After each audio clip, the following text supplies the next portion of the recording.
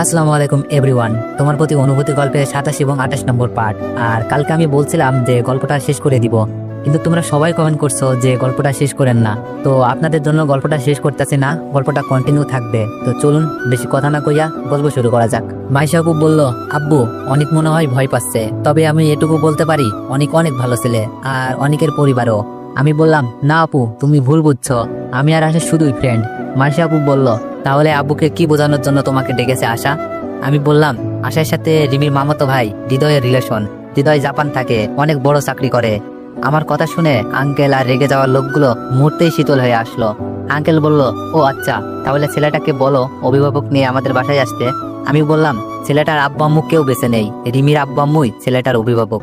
Uncle বলল, ও আচ্ছা ঠিক আছে, ছেলেটাকে দেশে আসতে দাও, তারপর আমাদের বাসায় আসতে বলো। আমি বললাম, আশা বললাম না আঙ্কেল রাজি হয়ে যাবে, শুধুই ভয় পাচ্ছিলি। আশা আস্তে আস্তে বলল, কখন বলছিলি? তুই তো ভয়ে আসতেই চাসনি। আমি বললাম, আসলাম তো। বিদায় নিয়ে বাসায় এসে রিমিকে খবরটা দিলাম। রিমি অনেক খুশি, হৃদয় ভাইয়া কাল আসবে, মনে হয় বিয়ে হয়ে যাবে। পরের দিন সকালে হৃদয় ভাইয়া চলে আসলো। আঙ্কেল আন্টি পুরাই সারপ্রাইজড, না বলে চলে এসেছে। হৃদয় ভাইয়াকে প্রশ্ন করা হলো কেন, না জানি আসলো সে। হৃদয় ভাইয়া সরাসরি বলল বিয়ে করতে এসেছে। আঙ্কেল আন্টি খুশি, কিন্তু মেয়েকে যখন জানতে পারলো আশা, তখন তো আরো বেশি খুশি হয়ে গেল। আমি কিছু না করেই আশা আর হৃদয় ভাইয়ার কাছ থেকে অনেক ধন্যবাদ পাচ্ছি। দুই পক্ষের সিদ্ধান্তে আশা আর হৃদয় ভাইয়ার বিয়ে ঠিক হয়ে গেল। একমাত্র মেয়ের বিয়ে ধুমধাম করেই হবে, কিন্তু আমরা কোন পক্ষের বুঝে উঠতে পারছি না। একই কাছাকাছি বিয়ে বাড়ি, দুই বাড়িতেই আছি, তবে আশার বাড়িতে একটু বেশি থাকা লাগছে। রিমি তার নিজের বাসায়, আত্মীয় স্বজন দুই বাড়িতে এসে ভিড় করেছে। সন্ধ্যায় আশাকে হলুদ দেওয়ার জন্য বরপক্ষ হতে কোনো পক্ষে বাড়ি যাচ্ছি। আশাদের বাড়ি এসে দেখি সুমি আপুর সাথে দুলাভাই চেয়ারে বসে আছে। দুলাভাই আমার সামনাসামনি। মুহূর্তের মধ্যেই জানো দুলাভাইয়ের হাসি মাখা মুখটা চুপসে গেছে। আমি দুলাভাইয়ের সামনে গিয়ে মুখে হাসি নিয়ে বললাম, কেমন আছেন দুলাভাই? দুলাভাই আমার কথার কোনো উত্তর না দিয়ে মাথা নিচু করে কান্না করতে শুরু করে দিল। দুলাভাইয়ের এমন ব্যবহারে আমি হতভম্ব প্রায়। দুলাভাই কাঁদছে কেন? আমি হাসি মাখা মুখ নিয়ে বলছি, কাঁদছেন কেন দুলাভাই? আমাকে তো অপবাদ দিয়ে বাসা থেকে বের করিয়ে দিলেন, সুখে আছেন তো? দুলাভাই বলল, অনেক, আমি ভুল করেছি, আমাকে মাফ করে দাও। দুলাভাইয়ের কথা শুনে আপু তো প্রায় অবাক হয়ে তাকিয়ে আছে। আমি বললাম, কি ভুল করেছেন আপনি? আপনি আর মিথিলা মিলে আমার জীবন থেকে বাবা মায়ের আদর কেড়ে নিয়েছেন, এগুলো কি ভুল বলবেন? আমার চোখ দিয়েও পানি চলে আসলো। দুলাভাই বলল, অনেক, তোমার সাথে আমার কথা আছে। সুমি, আমাকে একটু নীরব জায়গায় নিয়ে যাও তো। দুলাভাইয়ের সাথে নীরব জায়গায় আসলাম, শুনতে চাই দুলাভাই কি বলতে চাই। দুলাভাই বলল, অনেক, তোমার বাসা থেকে বের হতে মিথিলার কোনো হাত ছিল না। মিথিলা তোমাকে অনেক ভালোবাসতো, কিন্তু আমার কথাই মিথিলা সব করতে বাধ্য হয়েছে। দুলাভাই কথাগুলো বলছিল আর কান্না করছিল। আমি বললাম, কি বলছেন আপনি? মিথিলা বাধ্য হয়েছে মানে? মিথিলাকে নিয়ে কত ভুল ধারণা করেছিলাম। দুলাভাই বলল, আমি মিথিলাকে প্রথমে প্রেমের অফার দিই, তারপর আমার সাথে শারীরিক সম্পর্ক জড়ানোর জন্য নানাভাবে ভয় দেখাই। এক পর্যায়ে মিথিলার বোনকে মেরে ফেলার হুমকিও দিই। সেই ভয়ে মিথিলা শুধু একবারের জন্য রাজি হয়ে যায়, নিজের বোনকে বাঁচাতে আর সংসার রক্ষা করতে। দুলাভাই কত নিম্নমানের ছিল। আপু পাশ থেকে এই কথা শুনে আটকে ওঠে আর চোখ বেয়ে পানি পড়তে থাকে। দুলাভাই বলল, যখন আমার আর মিথিলাকে তুমি দেখে ফেলো, আমিও মিথিলা অনেক ভয় পেয়ে যাই। তারপর মিথিলাকে এই অভিনয় করতে বলি। মিথিলা ভয়ে এইসব কিছু করেছে। পরে যখন তুমি বাসা থেকে চলে গিয়ে ভিডিও দেখাও, আমি ভয় পেয়ে মিথিলাকে নানাভাবে ভয় দেখাতে শুরু করি, যেন মিথিলা এই সত্যটা কারো কাছে না বলে। আমি বললাম, আপনি এত নিচে নামতে পারলেন? আপনার জন্য আমার প্রথম ভালোবাসা মিথিলাকে হারিয়েছি। যাকে ভালোবেসেছিলাম তাকে ঘৃণা করেছি। সাজানো সংসারটা অন্ধকার নেমে এসেছে। আমার মা দিনরাত কেঁদেছে। আমি এই বয়সে বাসা ছাড়া হয়েছি, কিন্তু আজ কেন এইসব বলছেন? আমার চোখ দিয়ে পানি পড়ছিল। দুলাভাই বলল, আজ আমি বুঝতে পারছি বাপ বাপকেও ছাড়ে না। সেদিন একটা অ্যাক্সিডেন্টে আমার পা চলে যায়, শুধু আল্লাহর কাছে বলেছিলাম আমাকে যেন সত্যিটা বলা পর্যন্ত বাঁচিয়ে রাখে। আমি বললাম, আমার আব্বা আম্মু পরিবারের সামনে বলতে পারবেন কথাগুলো? দুলাভাই বলল, তুমি ওই পরিবারের জন্য অনেক ত্যাগ করলা। চাইলে তুমি সবকিছু দেখিয়ে দিতে পারতা, তুমি তা করো নাই। আর আমি তোমার মতো ছেলেকে আমার পাপের শাস্তি দিয়েছি। আমি চাই তোমার পরিবারকে সবকিছু বলে যেন আমার মরণ হয়। আমি বললাম, আচ্ছা তাহলে বিয়েটা শেষ হোক, আপনি আব্বা আম্মু পরিবারের সবার সামনে সত্যটা বলবেন। দুলাভাই বলল, ঠিক আছে। সুমি আপু কান্না করছিল আর বলছিল, আমার জীবন সংসার বাঁচানোর জন্য তোরা দুজন এত বড় ত্যাগ করলি। ভাই জানিস, আসার থেকে যখন তোর সাথে হয়ে যাওয়া কাহিনীটা জানতে পারি, একবারও ভালোভাবে মিথিলার সাথে কথা বলি নাই। বিয়েতেও মিথিলার সামনে যাই নাই, মিথিলাকে শুধু কাঁদতে দেখেছি। কিন্তু আমরা কেউ জানতাম না আসল সত্যটা কি।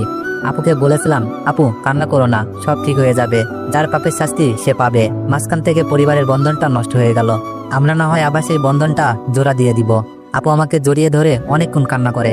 রিমি বলল, এই অনেক, এখানে কি করছো? হলুদ দিবা না? আমি বললাম, আপু আসি, পরে কথা হবে। আপু মাথা নেড়ে সায় দিল। আমি আশাকে হলুদ দিচ্ছিলাম আর বলছিলাম, আশা তোর আনন্দের দিনে আমিও আজ খুশির খবর পেলাম। আশা বলল, কি খুশির খবর? রিমির বাচ্চা হবে নাকি? আমি বললাম, আরে না, দুলাভাই সব স্বীকার করেছে, বাকি কথা ফ্রি হলে ফোন দিস, বলবো। আমি কথাগুলো বলছিলাম আর হলুদ লাগানোর কাজ সেরে নিয়েছি। আশা বলল, আচ্ছা। আশার আনন্দ যেন আরো বেড়ে গিয়েছে। আমরা সবাই বাসায় এসে হৃদয় ভাইয়াকে হলুদ লাগিয়ে বসে রইলাম, কিন্তু বসে থাকতে দিচ্ছে কই, ডিজে চলছে। হৃদয় ভাইয়ার ফ্রেন্ড, আমাদের ফ্রেন্ড, সবগুলো একসাথে। কিন্তু আমার মনে লাফালাফি করার মতো আনন্দ নেই, সুযোগ বুঝে কেটে পড়ি। আর ভাবতে থাকি, মিথিলা তো আমাকে ভালোবাসতো, শুধু আপুকে বাঁচাতে এত কিছু করতে হলো। মিথিলা হয়তো সেদিন কলেজে সবকিছু বলতে চাইছিল, কিন্তু আমি কিছুই বলতে দিই নাই। মিথিলার মনে কি চলছিল আমি জানি না, তবে আমার সাথে যেহেতু এত কিছু চলেছে, মিথিলার সাথে কিছু কম চলেনি। হয়তো গল্পে প্রকাশ পায়নি মিথিলার কষ্ট, ত্যাগ আর ভালোবাসা। রিমি বলল, কি ব্যাপার অনেক, একা বসে আছো কেন? রিমিকে দেখেই জড়িয়ে ধরে সবকিছু বললাম। রিমিও অপরাধ বোধ মনে করছে, না জেনে কত খারাপ কথা বলেছিল রিমি মিথিলাকে। আমিও কিন্তু কিছু কম বলিনি, তাই বলেছিলাম কোনো কিছু সত্যটা না জেনে মন্তব্য করবেন না। প্রতিটি মানুষের লুকিয়ে থাকা কিছু সত্য থাকে। কেউ সাধু বেশে খারাপ কাজ করে বেড়ায়, আর কেউ সাধুর পাপে নিজে শাস্তি পায়। রিমিও অনেক খুশি, এবার তাহলে আমার বাসায় যাওয়া হচ্ছে। আশা রাত 1টার পর ফোন দিয়েছিল, সবকিছু বলেছি। কাল আশার হৃদয় ভাইয়ার বিয়ে পর্যন্ত না হয় এটুকু কষ্ট করে থেকে যাই। তারপর আব্বুকে জড়িয়ে ধরে বলবো, খুব ভালোবাসি আব্বু, তোমার ছেলে এমন কাজ করতে পারে না। আমি জানি যার প্রতি ভালোবাসা বেশি থাকে তার দেওয়া কষ্টগুলো অনেক বেশি হয়। রিমির সাথে রোমান্স হয় ঠিকই, কিন্তু আমি মুখে বলতে পারি না, কারণ আমি একটু লাজুক। খুব সকালে ঘুম থেকে উঠি, বিয়ের অনেক কাজ। রিমি আশাদের বাসায় চলে গেছে সকালেই। বেস্ট ফ্রেন্ড আশা আর রিমি, রিমির পাশে যেমন আশা ছিল ঠিক রিমিকেও থাকতে হবে। বিয়েটা অনেক ধুমধামে এগিয়ে যাচ্ছে, দুই পরিবার অনেক খুশি। বর নিয়ে যাত্রা শুরু করলাম। বিয়েটা খুব ভালোভাবে আনন্দের সাথে কেটে যায়। রাতে আশা মানে হৃদয় ভাইয়ার বউকে নিয়ে বাসায় চলে আসি। বাসর ঘর সাজানো হয়েছে, কিন্তু আশাকে কোনো কিছুই দেওয়ার কথা মাথায় আসেনি। আমি রিমির কাছে গিয়ে বললাম, রিমি, আশাকে কি দিয়েছ? রিমি বলল, কেন, তুমি কিছু দেও নাই? আমি বললাম, মনে ছিল না, রাত তো অনেক হয়েছে। রিমি বলল, এক কাজ করো, আমাদের বিয়ের গিফটগুলো দিয়ে দাও। আমি বললাম, পাগল হয়েছো, রাখো, আমি এখনই যাচ্ছি। রিমির কাছ থেকে বিদায় নিয়ে অনেকগুলো একসাথে গিফট প্যাকেট করে নিয়ে আসি। আমাদের বিয়েতে পাওয়া কোনো কিছুই ছিল না, রুচিশীল জিনিসপত্র, কিন্তু আমি বলবো না। বাসায় এসে দেখি আশা রুমে বসে আছে, হৃদয় ভাইয়ার ফ্রেন্ডের সাথে আড্ডা দিচ্ছে। আমরা সেই সুযোগে গিফট দিয়ে আসি। আশা বলেছিল, এত লেট করে কেন, স্পেশাল কিছু দেরিতেই পাওয়া যায়। জানতে চাইলো ফাহিম আর রাহুলের মতো কিছু কিনা, তাহলে এগুলো আর খুলবে না। রাহুল আর ফাহিমের গিফট নাকি খাটের নিচে রেখে দিছে। ভালো হোক আর খারাপ, অবশেষে হৃদয় ভাইয়া আসার পর আমরা চলে যাই। সুখের হোক তাদের জীবনের পথ চলা, সেই দোয়া করে। পরের দিন সকালে আশা হৃদয় ভাইয়ার জন্য নাস্তার টেবিলে অপেক্ষা করছি। আমাদের সময় যেমন হয়েছিল। আশাকে পেয়ে আঙ্কেল আন্টি অনেক খুশি। আশা কেমন মেয়ে ওরা তো জানেই। আপু ফোন করে বলল, কাল নাকি বাসায় যাবে, আমাকেও আসতে বলল। অনেক স্বপ্ন জমে চোখে, মিথিলাকে দেখতে যাব। মিথিলার কোনো ভুল ছিল না, সবকিছু দুলাভাই বলেছে। সব বলবো মিথিলাকে। মিথিলার চোখগুলো কি আমাকে দেখে ছলছল করে উঠবে? মিথিলা আমাকে দেখে কি অবাক হবে? হবে হয়তো। আঙ্কেল আন্টিকে বিষয়টা জানালাম। আব্বু আম্মু বলতে বলেছিল, কিন্তু আমার লজ্জাটা একটু বেশি তো, তাই বলতে পারি না। রাতে বসে সবাই আড্ডা দিচ্ছি। আড্ডায় বাড়িটা মেতে উঠেছে। আশা, হৃদয় ভাইয়া, রিমি আর আমি। নানা রকমের কথা আর আড্ডাতে অনেক রাত করে ফেলেছি। রাতে ঘুমানোর জন্য প্রস্তুতি নিচ্ছি।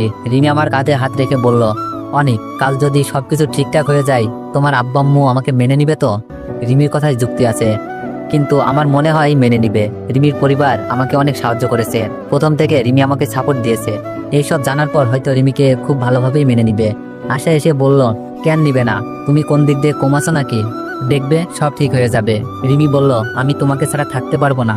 কাল সবকিছু ঠিকঠাক হলে আমার কথা বলবা কিন্তু। আমি বললাম, বলবো, চিন্তা করো না, এখন ঘুমাও প্লিজ। রিমি বলল, আচ্ছা। রিমি আমাকে জড়িয়ে ধরলো। মনে মনে ভাবলাম, আলহামদুলিল্লাহ, এই শীতটা আর বউ ছাড়া থাকতে হবে না। তারপর আর কি, রোমাঞ্চের জগতে যা যা হয় তোমরা তো জানোই। আর যারা যারা জানো না, বিয়ে করো, অবশ্যই জানতে পারবা। সকালে উঠে ফ্রেশে রুমে এসে মোবাইলে দেখি সুমি আপুর অনেকগুলো ফোন। হয়তো আপু বাসার উদ্দেশ্যে রওনা দিয়েছে। আমি কল ব্যাক করলাম, হ্যালো আপু, বলো। অনেক, তুই কই? তোর দুলাভাই তো উপর থেকে নামার সময় সিঁড়ি থেকে পড়ে যায়, মাথা দিয়ে প্রচন্ড বেগে রক্ত বেরোচ্ছিল, হাসপাতালে নিয়ে এসেছি। সুমি আপু কান্না করছে মনে হচ্ছে। আমি বললাম, আমি আসছি। তাড়াতাড়ি করে হাসপাতালে ছুটলাম। যখনই বাসায় ফিরে যাওয়ার কোনো সুযোগ থাকে তখনই বিপদ চলে আসে। হাসপাতালে যাওয়ার পরই শুনতে পাই দুলাভাই আর নেই। সবাই কান্না করছে, সুমি আপু নিজেও। জানি না লোক দেখানো কিনা। এখন আমি ভাবছি, এই সত্যিটা জেনেও কি বাসায় ফিরতে পারলাম না। সুমি আপুকে জিজ্ঞেস করলাম, কিভাবে এমন হলো? সুমি আপু আমাকে বলল, বাসা থেকে বের হওয়ার সময় সিঁড়ি থেকে পড়ে মাথা ফাটিয়ে ফেলে, কিন্তু কিভাবে পড়লো সুমি আপু বলতে পারছে না। কান্না মুখর একটা সময়, যতই খারাপ মানুষ হোক মনের মধ্যে মানুষটির জন্য কিছুটা কষ্ট তো থেকেই যায়। মাইশা আপু একটু বেশি কান্না করছে, একমাত্র ভাই ছিল আজ তা হারিয়ে ফেললো। আমাদের বাসা থেকে আব্বু আম্মু ভাইয়া ভাবি শুনেছি মিথিলা ও দুলাভাইকে দেখতে আসছে, কিন্তু এখানে কি আমার থাকা মানায়? আর আমি তো যেতেও পারবো না। মাইশা আপু ভাববে এমন বিপদের দিনেও আমি চলে গেছি। তবে আমার মনে একটাই কষ্ট, এত কিছু জেনেও কি আমি বাসায় যেতে পারবো না, আব্বু ভাইয়াদের সামনে যেতে পারবো না? কে জানতো এরকম একটা দুর্ঘটনা ঘটে যাবে। তখন যদি আগের মতো রেকর্ড করে রাখতাম তাহলে তো আব্বু ভাইয়াকে সব দেখানো যেত আর আমি বাড়িতে ফিরতে পারতাম। পরিবারের সবাই চলে এসেছে, সাথে মিথিলাও। মিথিলা আগের মতো নেই, মনে হচ্ছে শুকিয়ে গেছে, মনে অনেক কষ্ট নিয়ে বেঁচে আছে, কিন্তু বলার মানুষ পাচ্ছে না। আমার দিকে মিথিলা চোখ পড়তেই অবাক হয়ে তাকিয়ে আছে, হয়তো ভাবছে এত কিছুর পর অনেক এখানে কি করছে, এত ভালো মানুষ হতে বলেছে কে, কিন্তু কথা বলার সাহস নেই। আমি মিথিলাকে ইশারায় ডাকলাম, মিথিলাও আমার সাথে কথা বলার জন্য এগিয়ে আসছিল। হঠাৎই আব্বু আমাকে দেখে ফেলে। আব্বু বলল, এই তুই এখানে কেন? এখান থেকে চলে যা বলছি। আব্বুর এমন ব্যবহারে আশেপাশের লোকজন হাঁ করে তাকিয়ে আছে। মিথিলাও এক পা দুপা করে পিছিয়ে যাচ্ছে। আমি কাপা গলায় বললাম, আব্বু আমি তো দুলাভাইকে দেখতে এসেছিলাম। আব্বু বলল, তুই আমাকে আব্বু বলবি না, আর তুই কি দেখতে এসেছিস? হ্যাঁ, তোর মতো ছেলে লাশকে দেখলে সেই লাশটাও জাহান্নামে যাবে। সরি আব্বু, আমি যাচ্ছি। আমি চলে যেতে পা বাড়ালাম। মাইশা আপু বলল, অনেক কই যাচ্ছ? আঙ্কেল এত বছর পর ছেলের উপর এত রাগ দেখাচ্ছেন কেন? আব্বুর মুখ তো বন্ধ হয়ে এসেছে, নিজের মুখে ছেলের খারাপ কাজের কথা বলতে পারছে না, তবে মনের ভিতর অনেক রাগ দেখতে পাচ্ছি। আমি বললাম, আপু আব্বু আমাকে দেখে রাগ কন্ট্রোল করতে পারছে না, আর এমন একটা সময়ে এই ধরনের পরিস্থিতি না হওয়াই ভালো। আমার তো কিছু করার নাই, আমার হাতে যে কোনো প্রমাণও নাই, আর আজ প্রমাণ থাকলেও তো প্রকাশ করতে পারতাম না। লাশটা সামনে রেখে তার পাপ কাজগুলো তুলে ধরার মতো ছেলে আমি না। রিমি আসা, হৃদয় ভাইয়া সবাই দেখছি আমার সাথে ঘটে যাওয়া সবকিছুই দেখেছে। আমি চলে যাওয়ার সাথে সাথে রিমিও চলে আসতে লাগলো। রিমি বলল, কি থেকে কি হয়ে গেল অনেক? আজ তো তোমার বাসায় ফিরে যাওয়ার কথা ছিল। আমি বললাম, সবই নিয়তি, চলো বাসায় যাই। রিমি বলল, বাসায় এসে মন খারাপ করে বসে আছি। রিমির আব্বু আম্মুকে সবকিছুই বললাম। ঘুমিয়েছিলাম, রাত তখন 8টা হবে। রিমি ডাকছে, অনেক ওঠো। আমি বললাম, ভালো লাগছে না রিমি। রিমি বলল, অনেক তোমার পরিবারের লোকজন এসেছে। রিমির কথা শুনে লাফিয়ে উঠি। তো এভরিওয়ান, নেক্সট পার্টের জন্য অপেক্ষা করুন। আল্লাহ হাফেজ।